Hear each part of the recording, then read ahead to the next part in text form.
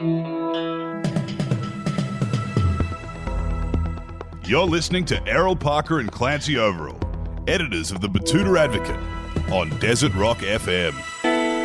Well, welcome back to the Batuta Advocate radio show, live from the Diamantina Shire in the Old City District, recording here in the Budgy Smuggler studio.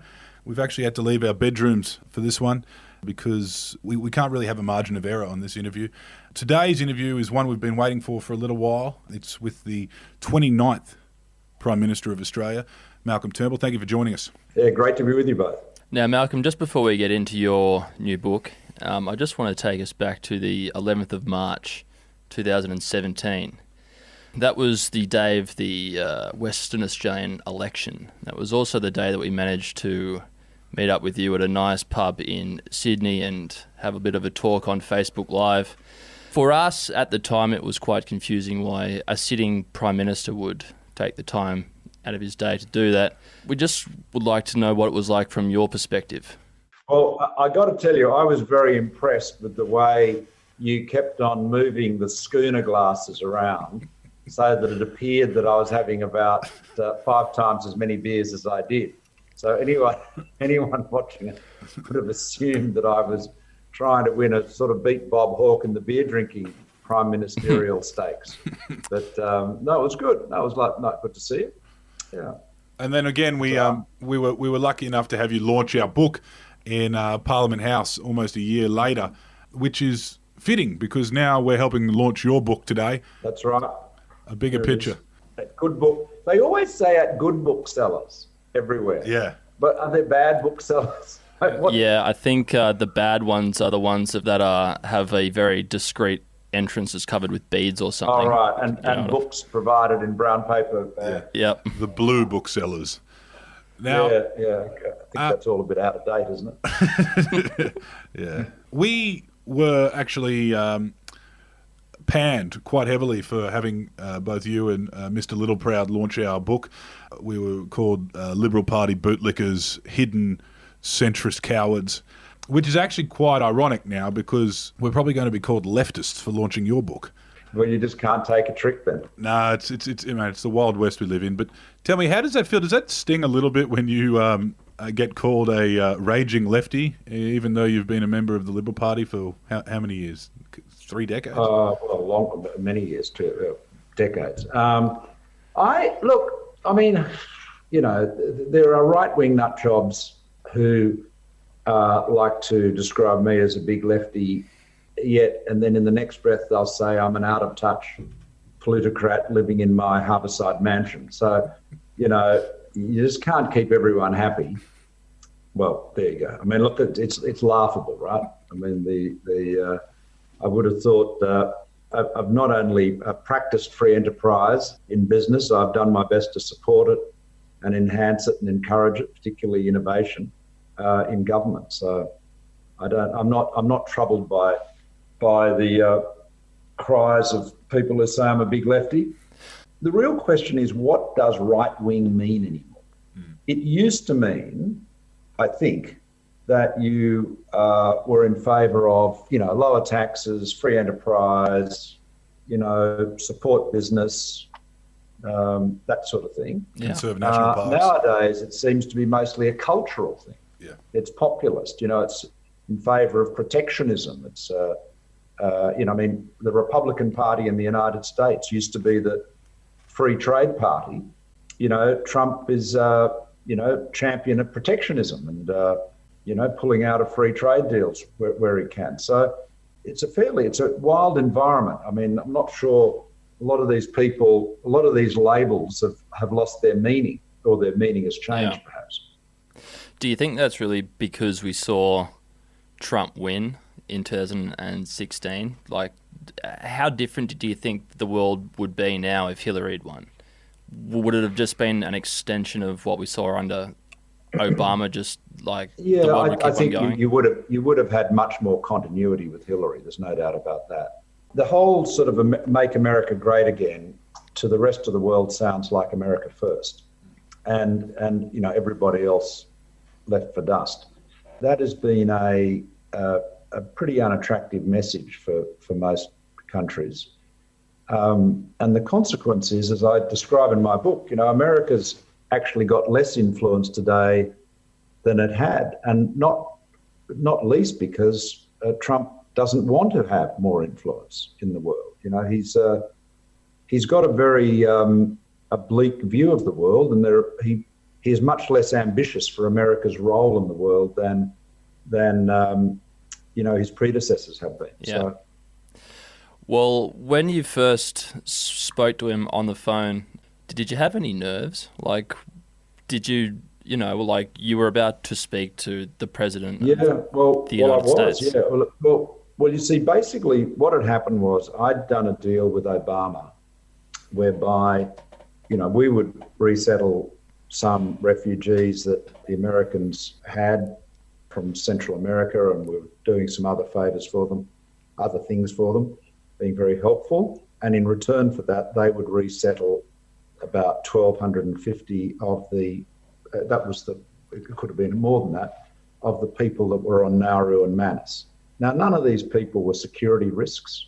The only reason we didn't bring them to Australia was because we didn't want the boats to start up again. It's that simple. That's why Rudd put them there, because he realised that his abandoning Howard's border protection policies had backfired massively. That was the deal. So we were doing, it was a two-way deal. We were doing things, America was doing things. We were confident that Trump would stick with it. We had every reason to believe that. And then an hour before the scheduled call, the Vice President, Mike Pence, rang Julie Bishop, and the National Security Advisor, then Mike Flynn, General Flynn, rang Justin Bassey in my office. And they said, sorry, the deal's off. The President doesn't want to do it. And would the Prime Minister not raise it, please? So that, and I have obviously had to keep this deal alive. It's really important because I wanted the people that were on Nauru and Manus to get off. I wanted to get them off, but I didn't want to get the people smugglers back in business. So this American deal was very important for that. And so we had a pretty rowdy call, as is well known. And Trump was very angry and, carried on and said it was the worst call he'd had since worse than Putin, apparently. He described it as a very bad deal, didn't he? At least it was in English, that's something. And but the good thing was he wasn't happy about it. In fact, he was furious, but he did stick to the deal, and that was the important thing. And I haven't got the latest figures now, but, there are a lot of people who have been resettled in the United States as a consequence. So, it's been a good outcome for them. Reading your book, particularly the earlier chapters, it really, for a lot of Queenslanders, it's a bit of a throwback to the old Les Norton novels down there at the surf club and, running around Centennial Park. You're probably a bit better behaved than Les Norton, but it's interesting to hear how diverse the people around you were growing up down there at that point. And you make a point of, whether it's the old Hungarian Jewish rag traders or the Kiwis that came later, and how it was all a bit eclectic. And that seems to have followed you into politics. You were quite often quoted as saying, we're the most successful multicultural nation in the world. And obviously you would have done a lot of business with people from different backgrounds and the like. How did it feel when you were trying to drive that message as the leader of your party to turn on the news and find out Peter Dutton's gone and said that all African teenagers are gangsters? Or, I think it was one point he said the cause of all of the crime in Australia is because we let Lebanese people in the 70s. Like, he didn't say that. But look, Dutton, what Dutton used to do, and I assumed it was just the result of not being, bright enough, frankly, and nimble enough. What he used to do was get on the shock jocks, like Hadley in particular, and he would get onto these issues and he would end up agreeing with whatever crazy stuff they were talking about. Yeah. And, then we had to and he'd always be apologetic, and then we'd have to clean it up, and I'd have to sort of nuance my way, and everyone else would have to nuance their way around it. So without going out publicly and saying he's a buffhead, you'd be sort of just kind of sidestepping. What he really meant to say was XYZ, which in fact he said ABC. there was a time, there's a story about it in the book, but, during the 2016 election when he said that the problem with refugees was that they were illiterate in both English and their own language and were taking Australians' jobs.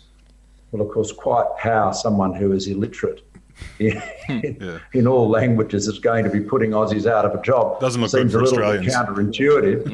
No. And it was so offensive to so many people, and it just, like it distracted the election campaign for a couple of days basically and became an international furor. Why did he say that? I've got no idea, but it was that's what he did. Maybe what he was doing was marketing himself to that LNP, base. There's a saying in the LNP, about throwing red meat to the base. So that means if you, say climate change is rubbish, coal is good, refugees are dreadful, that's, quote, red meat to the base. I don't know whether it ingratiates you with the base in Queensland with the rusted-on LNP voters. I'm not sure. I think a lot of people in the LNP make assumptions about the conservatism of Queensland that are not borne out by the evidence. Queenslanders just want to be able to pull down trees again. We just want to clear land again, mate. That's all we want. Yeah, but you look at the same-sex marriage ballot. I mean, I can't tell you how many people in the LNP told me Queensland was absolutely anti-gay marriage, and it was a terrible issue. And except every for the very time I top. talked about it, they were angry.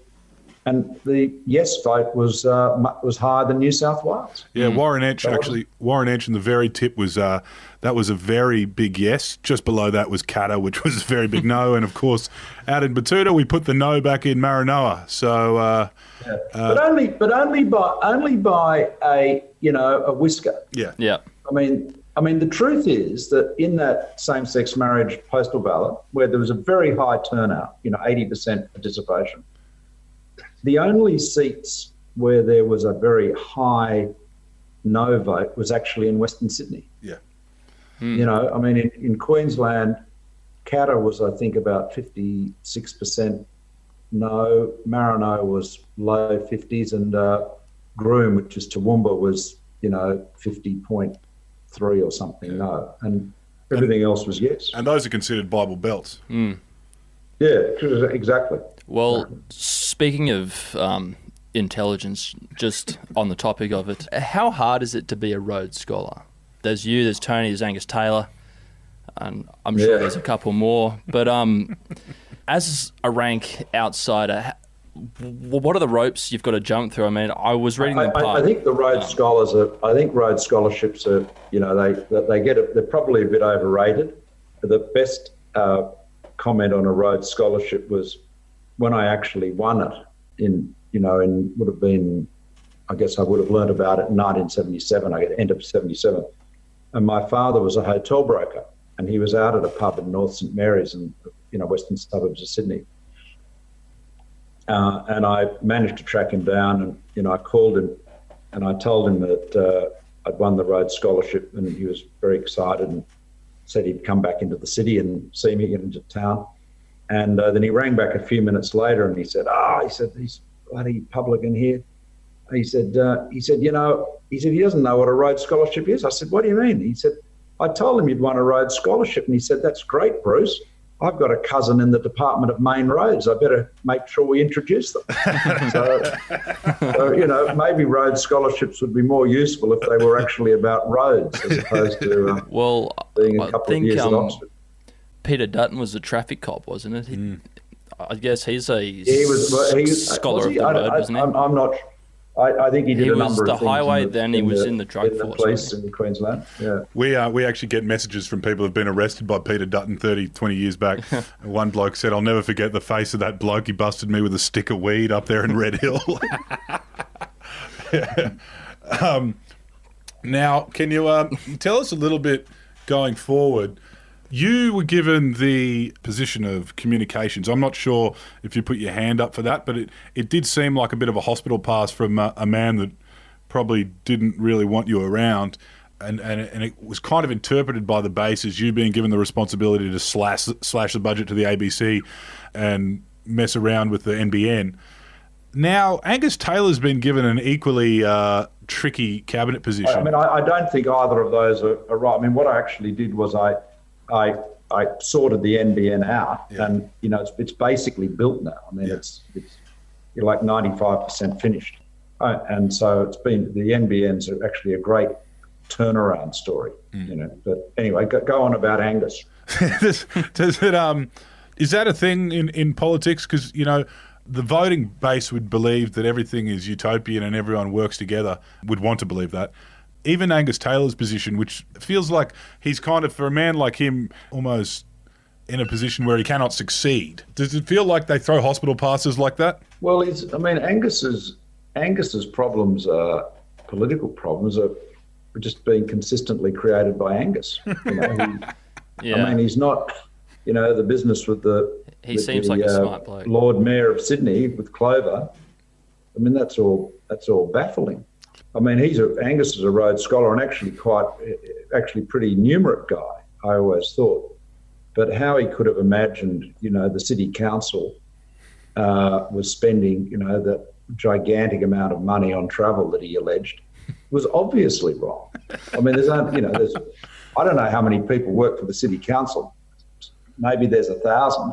But, there's, a lot of them are garbos and people going around booking cars for double parking and so forth. I mean, park inspectors. I mean, the idea that you're spending millions and millions of dollars on international travel is ludicrous. They couldn't do it if they tried. So, quite why he piled into that, I don't know. What do you think that happens though, where you'll be given a hospital pass just so that maybe they see a bit of ambition in you? Do you feel like you got many of them? I don't think so. I think Howard made me Environment and Water Minister because he knew I think John's motives were probably, one, he knew I was very interested in water and knew a bit about it, and we had a lot of drought problems at the time. And two, he wanted someone who was seen as being, a bit green environmentally to be the Environment Minister. And he presumably thought I was competent, so all of that helped. And as far as communications was concerned, Abbott felt that he'd lost the 2010 election because of the NBN. He felt it was very close, as you remember, and he felt that the NBN was a reason for that. And so, I think he wanted me to sort out a coherent, viable policy on the NBN, which I did, and which we put into place. And, there it is. It's up and running. Yeah, I mean, Labor made a hash of the NBN, I'm afraid, but and they lost a lot of money that we can never get back. But the team at NBN have done a very good job rolling it out, and we're now in a position where I think you would struggle to find a developed country, or any country, with as ubiquitous, sort of universal broadband coverage as Australia has. Because, there are plenty of places where, people will say, this country's got higher broadband speeds. Yes, for 5% of the population. I mean, even in the United States, there are big parts of America, particularly in rural areas, where they have virtually no broadband at all. So the fact that we've got really everyone in Australia who's connected to the NBN should be able to get at least 25 megabits per second, and 90% of the fixed line footprint has to get and does get over 50 megs. The average speed on the fixed line network, the FTTN network, is over 70 megs. That's not bad, frankly, and it makes it for a much fairer broadband service across the country. So what was the main things in relation to the NBN that was different about your approach than to Labor's? For a start, I took a business-like approach, okay? So my focus was on the customer. And that's a good place to start any business. And so what does the customer want? The customer wants connectivity at a speed that it enables them to do what they want to do, and at an affordable price. That's why we didn't do fibre to the premises for the whole fixed line footprint, because it would have cost, $25, $30 billion more and taken many years more. I mean, it would be maybe half built. Look, be generous. Maybe it'd be 60% built by now, but it wouldn't be where it is today. And so there'd be millions of people who could not do Skype or Zoom or anything like that. Whereas now, the vast majority of people are able to do it. So the critical thing is not the technology. The technology you use is a detail. Mm-hmm. It's interesting to me, and I can bore for the world on it, but I'll restrain myself. I'm glad to know. But for the customer, they just want to know that they've got the service, right? They don't care. They're all those wires and routers and routers and all that stuff and servers, all that switches. That's for someone else to worry about. They just want to get their Netflix or their FaceTime or whatever they're doing. Speaking of routers, you had a bit of trouble with the National Party. At certain... You're talking about beat routers now. Yeah. Who we have met with. I don't think he'd talk to us too much nowadays, but we've been out there in Walker with him, sinking tins and hearing everything, and we hope to get him on here one day. So Barnaby, I know you're definitely listening. Please jump on. Yeah. Did you at any point, and we hoped we'd get a bit of juice out of you today, can you tell us if you ever yelled at anyone? Just kind of yelled at an unhelpful member of your government who you were supposed to be aligned with? Well, look, I honestly can't recall yelling at anyone when I was Prime Minister. But, maybe, I just can't, honestly, I can't recall doing so. But I'm sure I have at different times. I don't recall ever yelling at Barnaby, but he's a pretty unique Barnaby, pretty unusual. Because there's one part of the book that really, I was having a cup of tea at the time when I was reading it. It was about the conversation that you had with Kevin. Because for the most part, this book is written in language not in the way that you'd come across in that paragraph. I mean, did Kevin Rudd honestly call you a rat piece of shit? Oh, yeah, he did. He actually called me much worse. Right. There are some words that I'm not prepared to put in print. Sure, right? Yep. And in fact, Kevin, so it was funny in this respect. So Kevin rings and he says, look, I've finally decided I want to nominate for the Secretary General of the UN. And I say, okay, Kevin, that's fair enough. And he said, I'd like the government to nominate me. And I said, well, as I've told you several times, I'll have to take that to Cabinet. But I don't believe the Cabinet will support it. And he said, why is that? And I said, well... Because you're a nerd. It's my view that you've got your interpersonal skills are a little... and that's when he says, you effing little, this stream of abuse. It was a bit scarifying at the time, but it was full on. And Kevin, to his credit, has acknowledged that I sanitised that part of the book, because what I've got in the book is a pale reflection of the vulgarity he used. But it was funny in this sense that he got to the end, so I got the phone there, and he's yelling at me, and I said, now look, Kevin, you've been PM, you know what it's like. Big job, very busy, lots of meetings to go to. So I'm not hanging up, but I've got to move on. And as I was putting the phone down, I could still hear all the cursing coming out of it. He was. Look, I'm sorry. It hurt him a lot, and I'm sorry about that, because he's. There are worse people in public life than Kevin. I mean, one thing we've found going down to Parliament, doing these interviews and meeting different people, we found like the media commentators don't surprise you. They're all exactly what you'd think they'd be. They're usually kind of leathery old men whose daughters are estranged from them, and they're just generally unpleasant to be around, the Conservative ones particularly. The politicians, though, are some of the weirdest people in the world, even though they kind of hide behind a haircut and a suit.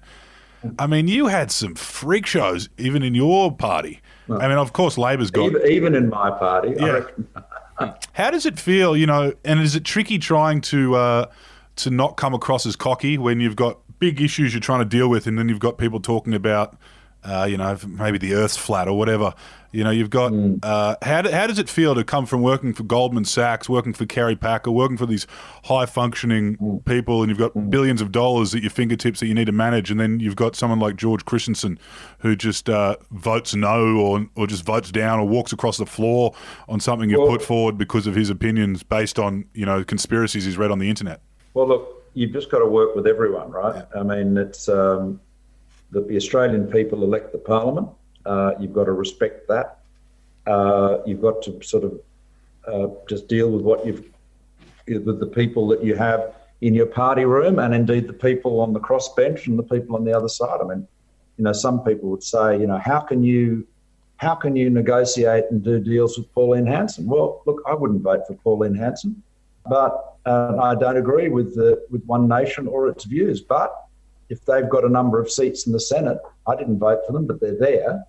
You've got to talk and negotiate with everyone. I mean, there are some, there's some of the people, leaving aside my own party, like that Rod Culleton. Remember him, the senator from Western Australia? Got any steel rental? He was right out there. I would sit down with him and talk to him for half an hour, and at the end of it, I would have no idea what he was talking about. Zero. Like if you'd said to me, Malcolm, your life depends on writing a paragraph to summarise this discussion, I couldn't do it. I said, no, it was just, and no one else did, and at the end he'd say, that's a great meeting, thanks very much. But the important thing is, that's what you've got to do, if you're trying to get legislation through the Senate, and we had a great track record at doing that, despite not having a majority, you've got to be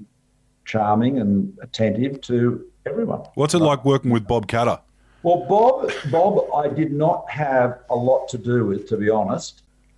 He is somebody also that you can talk to for 20 minutes or so and not be entirely sure what he was talking about. Bob was not, because we had a majority in the House of Representatives, we didn't need Bob to vote for us in a life or death way as we did in the Senate. And I didn't sort of wheel and deal with him a lot. I had dealings with him at different times. I remember he agreed to support me on after the 2016 election on confidence and supply, and then within minutes of doing that, gave a press conference and said he reserved the right to change his mind at a moment's notice. That was terrific. Yeah, we've heard Bob Katter described as the only man in the world with the ability to interrupt himself. No, he's a character. I just want to reference one more part in the book about a telephone exchange you had with Scott Morrison, and in the days after, you essentially handballed him the prime ministership. Yeah. And at the bottom, he said that he loved you. Do you think that he meant that in a way that he loved you because you'd given something he'd always wanted, or he loved you in a more fraternal Christian way? Was he talking about himself or you? I think it was sort of in the love your mate type of category. After it was obvious that my government had been blown up really by Dutton and Cormann and that whole horrible last week. I had to make sure that Dutton didn't become Prime Minister. Frankly, I owed that to the country and the Liberal Party, but primarily to Australia.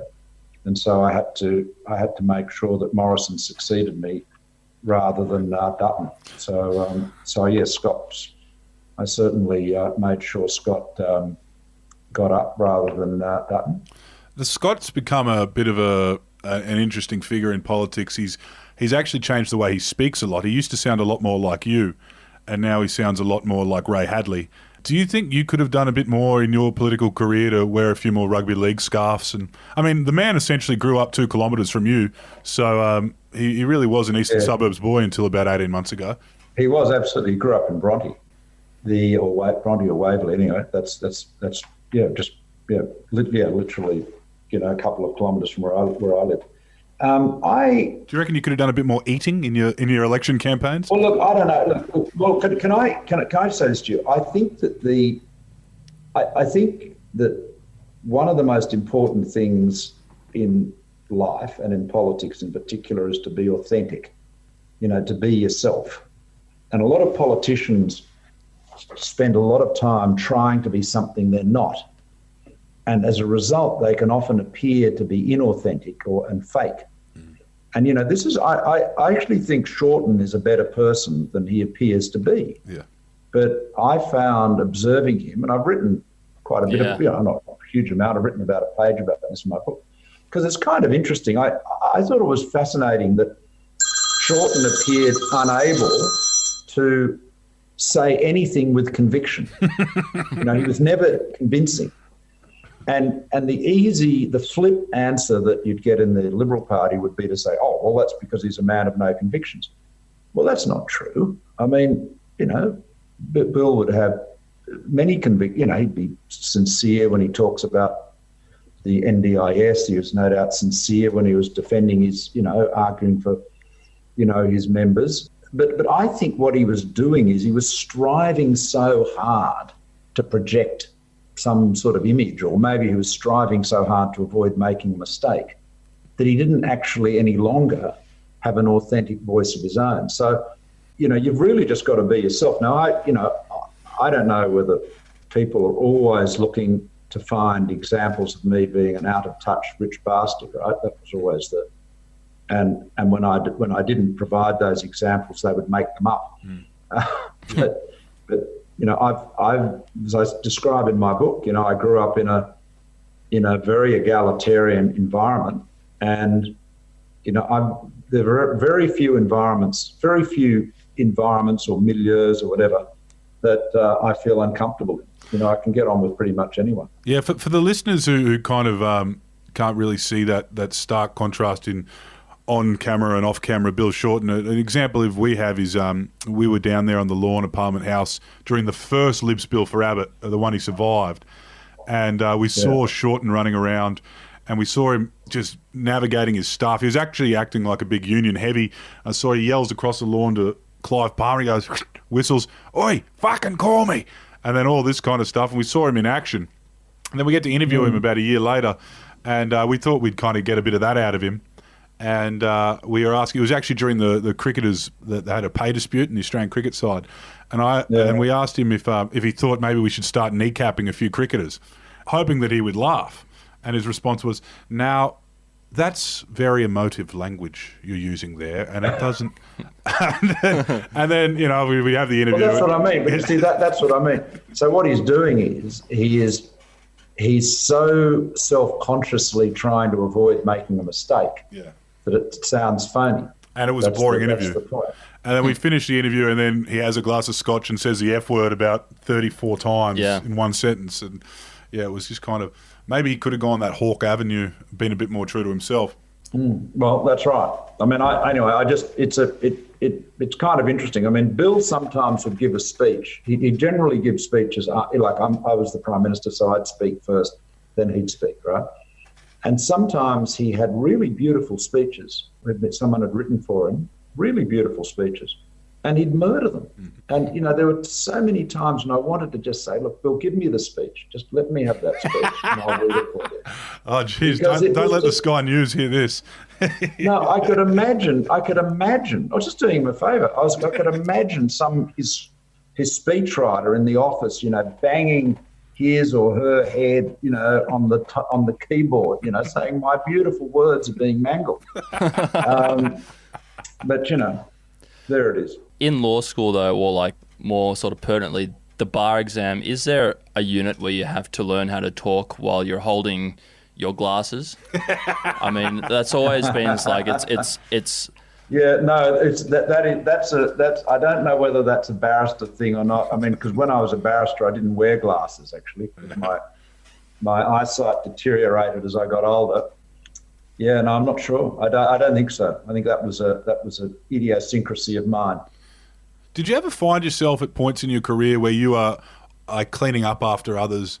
I mean, I remember seeing that image of Barnaby winning back his electorate after the citizenship after he was sacked by the High Court, and you won it back, and you were out there just clapping quietly to the side of him, really basically doing a haka on stage. Like, how often would that happen where you'd go, I mean, I don't know if this is how you were feeling at that time, but it felt like you could have been saying something like, "Jeez, what am I doing here in Tamworth tonight?" Like, we had a good thing going on with this guy as deputy, and not to mention the fact that he's also got another secret that was, well and truly something he knew about at that point that was going to result in the same thing all over again. Well, no, I was Barnaby. I was quite relaxed being in Tamworth and quite relaxed being. I'm comfortable anywhere. So as I said, there are very few places where I feel awkward or out of place. I mean, other people may think I'm out of place, but I'm. No, I was talking more about use of your time. Did you find yourself? Oh no. Well, but hang on. That's there's a lot of that in politics. I mean, you've got to turn up, right? I mean, that sort of presence, being there, is important. That's why politicians are away so much, away from home. I mean, I was just talking about this with Lucy last night, and we reckon that when I was Prime Minister, I was at home in Sydney maybe a quarter of the time. Yeah, this is a big country, right? And even if you've got your own plane, as the PM does, you can't you got to get out there. It's funny how many places I've been to as PM where I was the first Prime Minister to go to. Yeah. Tennant Creek was one. I don't think the Prime Minister had visited there, or maybe not for a very, very long time. But there's a ton of them. This is a very, very big country, as we know. Yeah. And if you're going to lead it, you've got to be prepared to get out there and see people in every corner of the country. As someone who had a plane in that role, how hard do you reckon it would have been to get back to Australia from Hawaii in 24 hours? It's so easy. As Donald Trump would say, it would have been so simple. There are so many beautiful airlines. The easiest thing ever to get back. No, I mean, of course, how many flights a day are there from Hawaii, for heaven's sake? There's a ton of them. Yeah. Do you think he? I'm not having a go at Scott, but I mean, look, fair dinkum. I mean, we're all, we all know it is Hawaii. It's not exactly, some remote, Patagonian, island, off the coast of Tierra del Fuego. I mean, it's the there's one of the biggest tourism. There's two destinations flights in the there. world. And two flights back every day. Well, there'd be, Hawaiian and Qantas. Yeah, sure, yeah. Not to mention your own plane. Well, just not to mention the government plane. That's right. Yeah. Just on the topic of the National Party, how are the belted Galloways going, Malcolm? Well, I don't have any belted Galloways. I never have. I think they're lovely cattle. I thought you did have them. Well, no. Do you still own more cattle than the National Party? No, I don't have any belted Galloways. No, we have, in terms of our cattle in the Hunter, mostly Herefords with Black Angus. So we've got, we've got basically a mixture of Black Baldies and Herefords. Do you think that was a sore point for the National Party MPs, that you owned more cattle than all of them combined? Well, I don't know whether it was a sore point. I mean, sometimes some of the Nats used to tell me it was a strong suit.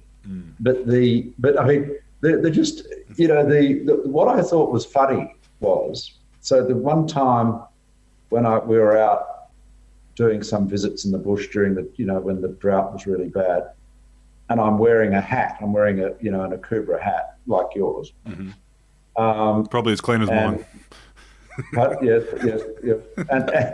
And there were these people, my admirers in the Murdoch press, columnists, were saying, Malcolm Turnbull pretending to be a bushy, pretending this, pretending that. And I felt like, I said, how much country do you have to have, and for how long do you have to have it before you can wear the hat you've been wearing for, years and years and years? There was a lot of irrationality in that sort of commentary. But it was interesting. I mean, the droughts, my rural connection is that my dad who was a country guy, grew up in the Hunter and was a very, very good horseman, really good camp drafter, and, quite adventurous. He loved breaking in young horses, and, there's a lot of stories about him, Bruce, and horses. But anyway, he bought this place in the Hunter near Scone in 81, and he was killed a year later. And I kept the property, and we, bought some adjoining blocks, and then we bought another place up near Murrurundi. And so finally we had, a commercial operation. We were, branding sort of 500 calves a year, more or less, and, selling 1,000 fat lambs. So, so it was a commercial operation. And we went through all the droughts everyone else did, in those intervening years. And, the first one, just at the time Dad was killed, I sold most of our stock, and it cost a fortune to restock. And so I learnt that lesson. And so we hung on in all the other droughts. It was really only in this last drought that I destocked. And we've got about half of what we would call our normal stock numbers. So that's building that back up again is going to be a challenge. But we used to have cattle on the road, and in fact, David Littleproud, we had a mob of cattle with a drover up on the travelling stock routes up in David Littleproud's electorate, where you are. Yeah. Up, not at Batuta. I don't think would have been a lot of grass there then, but there was just close to the border. There was some country, and Littleproud used to tell me that he'd get calls from his constituents and saying, "Hey, your boss's cattle are, wandering along, presumably pushing their way through the fences and eating their grass, I guess, as well." Yeah, he makes a good fruitcake, Littleproud. That's his reputation. Yeah. Okay. He's a smart guy. He's a smart young guy. He'll go a long way. Do you reckon leader of the Nats? Already, but he'll go further, I think, in due course. I'll just get our listeners to get their checkbooks out now. We're going to get some good oil from you regarding the seat for Eden Monaro. Obviously, poor old Mike Kelly's had to stand down for health reasons. Who do you reckon? Not who do you want? Who do you reckon's taking this seat at a by-election? Nats, Libs, Labor? Well, as we always say, governments very rarely win. But there's only once in 100 years a government's won a seat from the opposition in a by-election. But I think this is a seat that could very likely go to the government. It depends on, but it's going to depend a lot on the candidates. Yeah. So Andrew I think Constance it'll be, it's an interesting electorate in Monaro. Yeah. Because it's, most of it's Queanbeyan, which is basically a suburb of Canberra. Yeah. And then you've got all of that country, right down to the south. You've got the Snowy Mountains. You've got Cooma and Bega and it's all Tumut. It's all bushfire ravaged anyway. Like it's sure. So it's basically that was Tumut was the scene of one of my more wicked attempts to try to get the press gallery to lighten up. So I was down there opening an extension of a cardboard box factory for that Anthony Pratt owns, that Busy owns, and the citizenship crisis was just red hot, And I started off the press conference. I said, look, I've got an important announcement to make about my father, and they all went, "Oh my God, Malcolm's father's a foreign citizen or something." And I said, I have to disclose, I said, my father was a citizen of Tumut. All right. Born here. Oh, they were ready to hit Twitter with that one. Yeah. So they were licking their lips, and they realised I was having a lend of them. Do you reckon? Anyway, it's been good to talk to you guys. How are we going? No, we'll wrap up now. Yeah. A lot more included in this book about the life and times of the 29th. Just last question. How did you decide when to write this? I imagine if you'd written this a year ago, it might have come out a bit too bitter, but you still wanted to write it while all those feelings were there. How did you designate? Well, Like, how did you I decide wanted that? to. I mean, look, I didn't really even start writing it until the beginning of last year, beginning of 19, and I had finished it pretty much by the end of last year, and really finished it in January. That put the last finishing touches on it in January. Well, look, I think sooner is better. I don't think it's. I hope. I mean, the press. Some people in the press want to present it as being an angry book or a bitter book. I think it's actually a funny book in many places. There's certainly some sections that I thought were very amusing at the time. I've always tried to enjoy myself, and where situations are entertaining, to relish it. So look, I think what do? You wait 5 years. I mean, who's to say I'll be around in 5 years' time? So I think it's worth getting on while the recollections are fresh, and there it is. Well, we hope you're self-isolating. Yeah, you've got a fence line around that property there, and I do. Yes. We're self-isolating here in the Harbourside Mansion. Yep, that's right. I think it's from today you'd be able to tandem kayak with a stranger. So yeah. Well, I've been doing quite a lot of kayaking actually. It's a bit windy today, but I've been doing quite a lot of kayaking. I love kayaking. It's the best. It's I'm not sure how good it is as exercise. I assume it's okay, but gosh, it's great. It's cosmic. It's so beautiful getting out on the harbour, particularly when it's still. And the great thing about a kayak is that you can go over in very shallow water, so you can skim over all the rock pools and all that stuff. Look at all the fish and the crabs and stuff. Well, stay safe, and please tell your son. I will. Same to you. Tell Alex to come on here as well, because we reckon we'll get a bit more juice out of him. He nearly came on when it was very raw, and he pulled the pin at the last second. So. No, well, you should get on. Well, you were in touch with him, I assume. Yeah, get him on. He's a very colourful character. Okay. He's got that ebullience from his mother's side. Yeah, right. Well, thanks for joining us. Okay. Thank you, Mr. Turnbull. We'll see you another time. See ya. Thanks a lot. Take care. Bye. Ciao.